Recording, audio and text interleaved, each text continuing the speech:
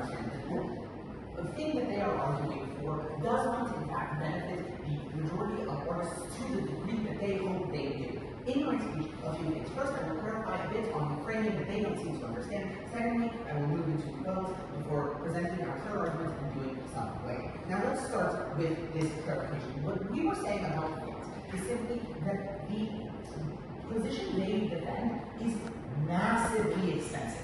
Artists is a significant and very large field that covers dozens, hundreds of different jobs, in additional to just music and visual arts, as they have said, architects, book writers, authors, poets, songwriters, but also things like video game developers, things like movie producers, photographers. There are literally millions of artists in the world, and because there are truly so many of them, and their burden is to defend that the government will provide them all with a stable, income to the point of stability, their burden is literally billions of dollars spent a year on artists. Now, why do we then talk about PR? It's because if that is the world that they defend, then on our side, we can show that we would spend significantly less resources on government fellowships while still achieving the benefits that they claim or purport to achieve. In doing so, we are significantly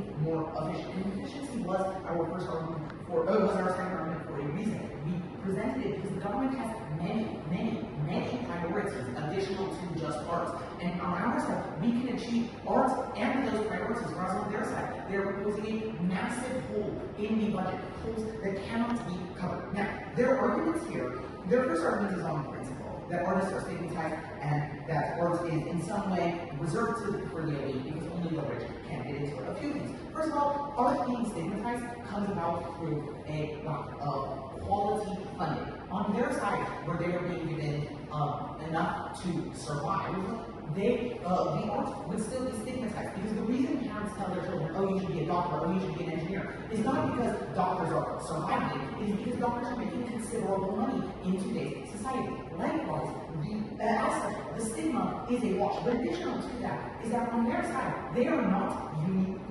actually necessarily providing the requirements for the arts on all sides. The reason we say this is that a universal basic income usually does not take into account the various needs, especially because they don't have an application or a grant process.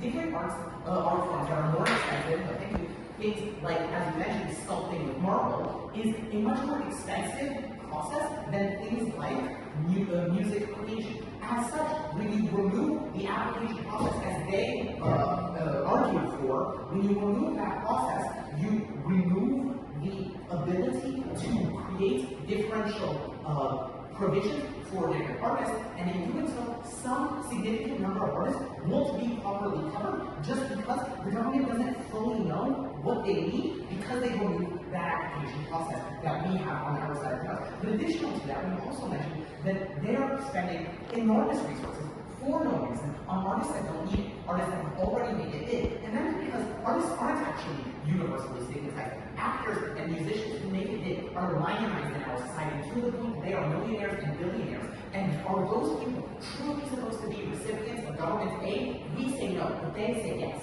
Now, on to the second argument. On to their second speech. They talk about why do we need the principle of equity. Well, I believe it's fairly self-evident that the government has significant priorities, including priorities that extend beyond art.